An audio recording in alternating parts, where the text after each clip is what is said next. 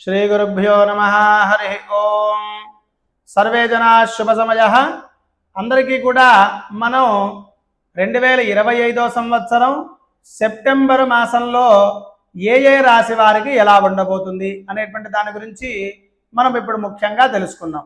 ముందుగా ఈ యొక్క సెప్టెంబర్ మాసంలో వచ్చేటువంటి విశేష పర్వదినం గురించి మనం ముఖ్యంగా ముందు తెలుసుకుందాం। ముందుగా సెప్టెంబర్ 3వ తేదీ అంటాం। 3వ తేదీన పరివర్తన ఏకాదశి ఏకాదశి ఉపవాసం ఉండేటువంటి వారు 3వ తేదీన ఉండవచ్చు। 4వ తేదీ కాకుండా 3వ తేదీ మాత్రమే ఏకాదశి ఉపవాసం ఉండాలి। చాలా మంది 4వ తేదీని నన్ను అడుగుతున్నారు। 4 కాదండి, 3వ తేదీ ఏకాదశి పరివర్తన ఏకాదశి। 6 అనంత పద్మనాభ చతుర్దశి అంటాం। అనంత పద్మనాభ స్వామి వ్రతాన్ని చేసుకోదలుచుకున్నటువంటి వారు వారి వారి యొక్క సంప్రదాయంలో ఎవరైతే ఉన్నారో వారు ఆ రోజున అనంత పద్మనాభ స్వామి వ్రతాన్ని ఆచరించవచ్చు। అదే రకంగా 7వ తేదీ చంద్రగ్రహణము వచ్చినది మనకి ఈసారి। సెప్టెంబర్ 7వ తేదీ రాత్రి చంద్రగ్రహణం మనకు 7వ తేదీ రాత్రి 9:56 ప్రారంభమై చంద్రగ్రహణం అదే రోజు రాత్రి 1:26 వరకు కూడా మనకు చంద్రగ్రహణం ఉంది। గ్రహణ మధ్యకాలం 11:40 గ్రహణ మధ్యకాలం కాబట్టి గ్రహణ సమయంలో కొద్దిగా బాలింతలు కడుపుతో ఉండేటువంటి వారు కొంత జాగ్రత్త వహించడం మంచిది। ఇది 7వ తేదీ గ్రహణం।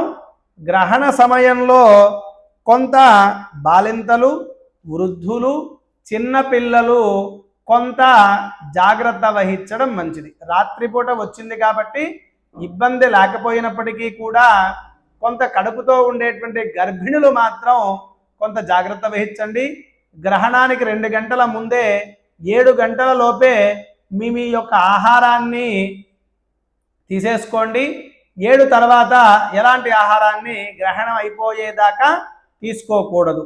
తర్వాత మనకు గ్రహణ సమయం అయిపోయిన తర్వాత ఎలాంటి భోజనమైనా 1 గంట తర్వాత అంటే తెల్లవారుజామున 3 పైన మనం తీసుకోవచ్చు। తర్వాత మనకు సెప్టెంబర్ మాసంలో 8వ తేదీ మహాలయ పక్ష ప్రారంభము అంటాం కాబట్టి పితృపక్షాలు అంటారు।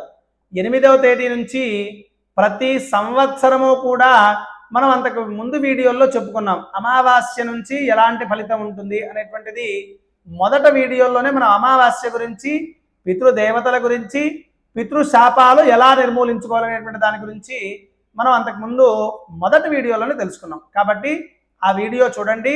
పితృపక్షాల్లో పితృ ఆరాధన చేస్తే పితృదేవతల యొక్క శాపం తొలగి చక్కటి ఐశ్వర్యం కలుగుతుంది।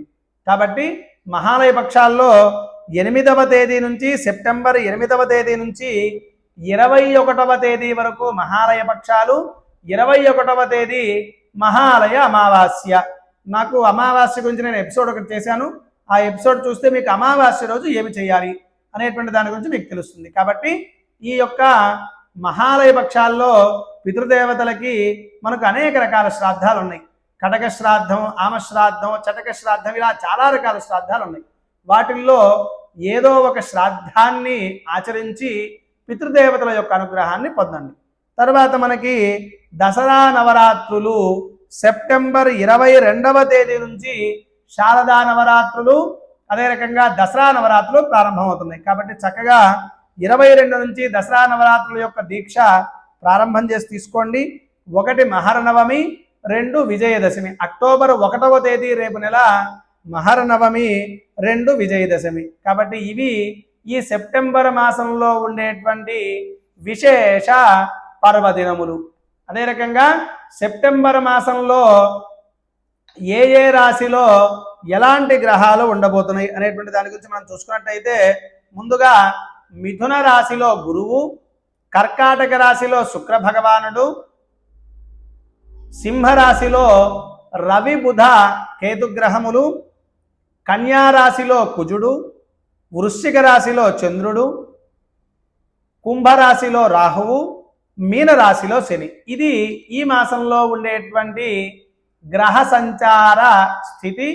ఈ గ్రహ సంచారం వల్ల సెప్టెంబర్ మాసంలో ఏ ఏ రాశి వారికి ఎలా ఉండబోతుంది అని చూసుకున్నట్టయితే ముందుగా మేషరాశి. మేషరాశి వారికి ఈ మాసం అంతా కూడా చాలా అద్భుతంగా ఉంటుంది. ఉన్నప్పటికీ కొన్ని చిన్న చిన్న పనుల చేత కొన్ని ఆటంకాలు ఉన్నప్పటికీ కూడా ఆర్థికంగా అంతకు ముందు మాసం కంటే ఈ మాసం చాలా బలంగా ఉంటుంది. రాజకీయ నాయకులకి కొన్ని చిన్న చిన్న పొరపాట్లు చేసినప్పటికీ కూడా కొంత అద్భుతంగానే ఉంటుంది.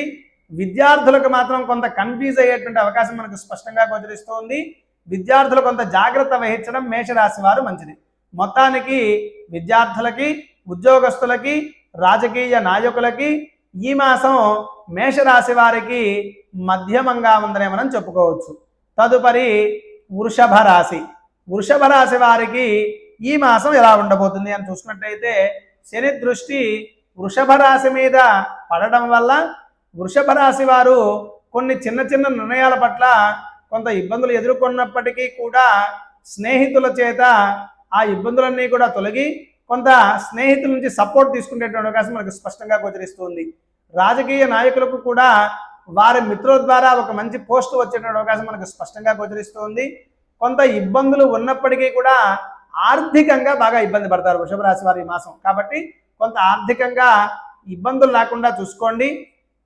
అప్పులు చేయకుండా ఉండండి. ఈ మాసం ఎక్కువగా వ్యాపారస్తులు అప్పులు చేసేటువంటి అవకాశం మనకు స్పష్టంగా గోచరిస్తుంది. రాజకీయ నాయకులకు మాత్రం బాగానే ఉంటుంది. కొంత రియల్ ఎస్టేట్ వ్యాపారంలో ఉండేటువంటి వారికి కొంత ఈ మాసం ఇబ్బంది అనే మనం చెప్పుకోవచ్చు.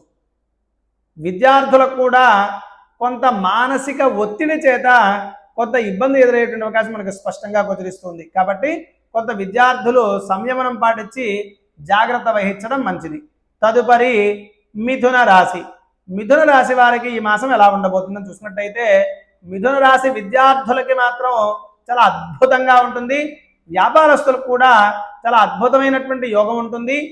అదే రకంగా వ్యాపారస్తులకి, రాజకీయ నాయకులకి, ఏదైనా కన్స్ట్రక్షన్స్ వ్యాపారంలో ఉండేటువంటి వారికి కూడా అందరికీ కూడా మిథున రాశి వారికి అంతకు ముందు 4 మాసాలు ఎంతైతే ఇబ్బంది పడ్డారో అంతకు ముందు 4-5 నెలల నుంచి ఏ ఏ చికాకులు అయితే ఉన్నాయో అవన్నీ కూడా తొలగి మిథున రాశి వారికి ఈ మాసం చాలా అద్భుతంగా ఉందని మనం చెప్పుకోవచ్చు. తదుపరి కర్కాటక రాశి. కర్కాటక రాశి వారికి ఈ మాసం ఎలా ఉండబోతుంది అని చూసుకున్నట్టయితే కర్కాటక రాశి వారు ప్రయాణంలో కొంత జాగ్రత్త వహించడం మంచిది అని నా అభిప్రాయం. కాబట్టి కొంత ప్రయాణాలు ఏదైనా ఉంటే వాయిదా వేసుకోండి. అష్టమ రాహు యొక్క సంచారం, అదే రకంగా ఏదైనా ఆడవారి చేత కొంత ఇబ్బంది జరిగేటువంటి అవకాశం మనకు స్పష్టంగా గోచరిస్తుంది. ఆడవారి పట్ల మోసపోవడం ఇలాంటివి జరిగేటువంటి కర్కాటక రాశి వారికి మనకు ఈ మాసం కనిపిస్తూ ఉంది. అదే రకంగా కర్కాటక రాశి వారు ఈ మాసం ఆడవారు మగవారి చేత కొంత జాగ్రత్త వహించడం మంచిది. అంటే ఎవరైనా వ్యాపారస్తులు కొంత ఆడవారితో మోసపోయేటువంటి అవకాశం మనకు స్పష్టంగా గోచరిస్తుంది. రాజకీయ నాయకులకు మాత్రం చాలా అద్భుతంగా ఉంటుంది. వివాహ ప్రయత్నాలు, నూతనంగా వివాహం చేసుకోవడానికి ఎవరైతే ప్రయత్నాలు చేస్తారో వారికి ఈ మాసం, పెళ్లి ప్రయత్నాలు చేసేటువంటి వారికి చాలా ఉత్తమమైనటువంటి మాసం అని మనం చెప్పుకోవచ్చు. కాబట్టి ఎవరైనా పెళ్లి ఆలోచనలో ఉండేటువంటి కర్కాటక రాశి వారు ఎవరైతే ఉన్నారో వారు వివాహ ప్రయత్నాల్లో చక్కటి చేయగలుగుతుంది. అదే రకంగా మొత్తానికి కర్కాటక రాశి వారికి ఈ మాసం అంతా కూడా అద్భుతంగా ఉందని మనం చెప్పుకోవచ్చు. తదుపరి సింహరాశి. సింహరాశి వారికి ఈ మాసం ఎలా ఉండబోతుందని చూసుకున్నట్టయితే చక్కటి యోగం వల్ల రాజకీయ నాయకులకి చాలా అద్భుతంగా ఉంటుంది. ఉన్నప్పటికీ కొన్ని చిన్న చిన్న కారణాల చేత కొంత మానసికంగా ఇబ్బంది పడేటువంటి అవకాశం మనకు స్పష్టంగా గోచరిస్తుంది. కాబట్టి నిర్ణయాలు తీసుకునేటప్పుడు ఆచితూచి అడుగు వేయడం మంచిది. కాబట్టి కొంత ఆర్థికంగా కూడా కొంత నష్టపోయేటువంటి అవకాశం మనకు స్పష్టంగా గోచరిస్తుంది.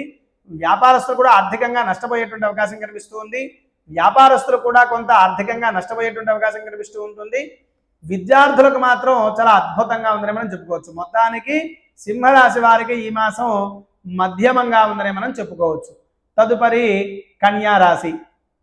కన్యారాశి వారికి ఈ మాసం ఎలా ఉండబోతుంది అని చూసుకున్నట్టయితే కన్యారాశి వారికి అంతకు ముందు మాసం నుంచి కొంత అనారోగ్య సమస్యలు ఎదురు రావడం, కొత్తగా ఏదైనా కొంత అనారోగ్య సమస్యలు వచ్చి తద్వారా ఆరోగ్యం పట్ల కొంత ఇబ్బంది జరగడం ఇలాంటివి జరిగేటువంటి అవకాశం కన్యా రాశి వారికి మనకు స్పష్టంగా గోచరిస్తుంది. కాబట్టి కన్యా రాశి వారు ఆరోగ్యం పట్ల కొంత జాగ్రత్త వహించడం మంచిది. వ్యాపారస్తులకు వ్యాపారం పట్ల చాలా అద్భుతంగా ఉంటుంది. రాజకీయ నాయకులకు కూడా చాలా అద్భుతంగా ఉంటుంది. విద్యార్థులకు కూడా చాలా అద్భుతంగానే ఉంటుంది. కొంత ఆరోగ్యం పట్ల జాగ్రత్త వహిస్తే మొత్తానికి కూడా అద్భుతంగా ఉంటుంది. కాబట్టి కన్యా రాశి వారు ఆరోగ్యం పట్ల అతి జాగ్రత్త వహించడం మంచిదని నా యొక్క అభిప్రాయం. తదుపరి తులారాశి. తులారాశి వారికి ఈ మాసం ఎలా ఉండబోతుందని చూసుకున్నట్టయితే కొంత ఆడవారితో మగవారికి పరిచయాలు ఏర్పడడం, తద్వారా వారి యొక్క కీర్తి ప్రతిష్టలు కొంత తగ్గడం, ఆడవారికి మగవారి చేత కొత్త పరిచయాలు ఏర్పడడం, తద్వారా వారి యొక్క కీర్తి ప్రతిష్టలు భంగం కలిగేటువంటి అవకాశం మనకు స్పష్టంగా గోచరిస్తుంది. కాబట్టి కొంత జాగ్రత్త వహించడం మంచిది. అదే రకంగా రాజకీయ నాయకులకు చాలా అద్భుతంగా ఉన్నప్పటికీ చిన్న చిన్న కారణాల చేత కొంత వారి పట్ల దుష్ప్రచారం జరిగి ప్రజల్లోకి వెళ్ళి తద్వారా వారికి కొంత ఇబ్బందులు కావడం ఇలాంటివి జరిగేటువంటి అవకాశం మనకు స్పష్టంగా గోచరిస్తుంది. వ్యాపారస్తులకి ఏదైతే రియల్ ఎస్టేట్ వ్యాపారంలో ఉన్నారో వారికి కొంత మధ్యమంగా ఉంది. వ్యాపారస్తులకు చాలా అద్భుతంగా ఉంటుంది.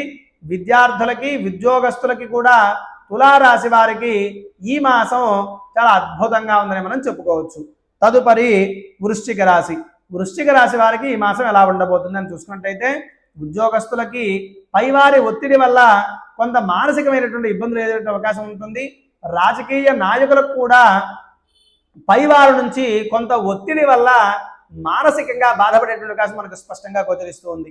అదే రకంగా వ్యాపారస్తులకి అప్పులు ఎక్కువగా పోయి తద్వారా మానసికంగా బాధపడేటువంటి అవకాశం మనకు స్పష్టంగా గోచరిస్తుంది.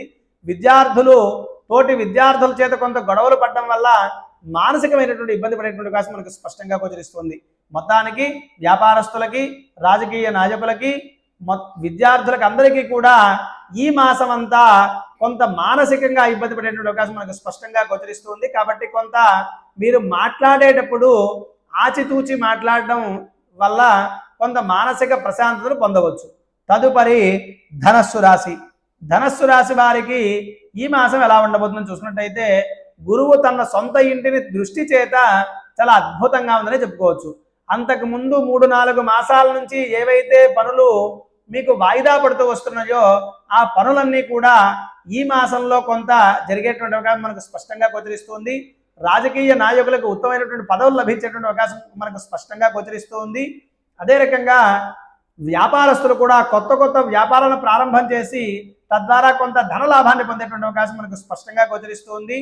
ఉద్యోగస్తులు కూడా ప్రమోషన్స్ ద్వారా కొంత పై స్థాయికి వెళ్ళేటువంటి అవకాశం మనకు స్పష్టంగా గోచరిస్తుంది. విద్యార్థులు కూడా చాలా అద్భుతంగా ఉంటుంది. మొత్తానికి ఈ మాసం ధనస్సు రాశి వారికి చాలా అద్భుతంగా ఉందని మనం చెప్పుకోవచ్చు. తదుపరి మకర రాశి. మకర రాశి వారికి అంతకు ముందు మాసం కంటే ఈ మాసం అధిక ధన వ్యయము అంటాం. అధికంగా ధనం వ్యయం కావడం, కొంత మానసికంగా బాధపడుతూ ఉండడం, తద్వారా అనవసరమైనటువంటి పనులకు ధనాన్ని వెచ్చించడం, తద్వారా కొంత ఇబ్బందులు పడడం, అదే రకంగా ఎవరితోనైనా చిన్న విషయాల పట్ల గొడవపడి తద్వారా ధనాన్ని ఖర్చు పెట్టడం ఇలాంటివి జరిగేటువంటి మనకు స్పష్టంగా గోచరిస్తుంది. రాజకీయ నాయకులకి కొంత మధ్యవర్తి ద్వారా వాళ్ళని నమ్మి మోసపోయేటువంటి అవకాశం మనకు స్పష్టంగా గోచరిస్తుంది. వ్యాపారస్తులు, ఉద్యోగస్తులు, రాజకీయ నాయకులు మధ్యవర్తుల ద్వారా ఎవరైతే మీతో స్నేహంగా ఉండి మధ్యవర్తులుగా ఉంటారో వారి ద్వారా కొంత ధనాన్ని మోసపోయేటువంటి అవకాశం మనకు స్పష్టంగా గోచరిస్తుంది. కాబట్టి కొంత జాగ్రత్త వహించడం మంచిది. విద్యార్థులకు చాలా అద్భుతంగా ఉంటుంది. మొత్తానికి ఈ రాశి వారికి ఈ మాసం కొంత అధమంగా ఉందనే మనం చెప్పుకోవచ్చు. తదుపరి కుంభరాశి. కుంభరాశి వారికి ఈ మాసం ఎలా ఉండబోతుంది అని చూసుకున్నట్టయితే కుంభరాశి వారికి ఈ మాసం కొంత అనవసరమైనటువంటి నిర్ణయాల చేత ఇబ్బంది పడడం, రాజకీయ నాయకులు కానీ ఉద్యోగస్తులు కానీ వ్యాపారస్తులు కానీ ఎవరైనా సరే క్షణికావేశంలో నిర్ణయాలు తీసుకోవడం, అనుకోకుండా ఇప్పుడే చేసేయాలి పని అని క్షణంలో నిర్ణయం తీసుకోవడం, తద్వారా కొంత మానసిక ఇబ్బంది పడడం, ఆ పనులు నెరవేరకపోవడం. కాబట్టి ఈ మాసం అంతా కూడా కొంత కష్టతరంగా ఉందని మనం చెప్పుకోవచ్చు. కుంభరాశి వారికి అధికంగా ధనం వ్యయం కావడం, తద్వారా మనశ్శాంతి లేకపోవడం, అదే రకంగా అనవసరమైనటువంటి విషయాల్లో గొడవలు పడడం, తద్వారా కొంత ధనాన్ని ఖర్చు పెట్టడం ఇలాంటివి జరిగేట్టుగా మనకు స్పష్టంగా గోచరిస్తూ ఉంది.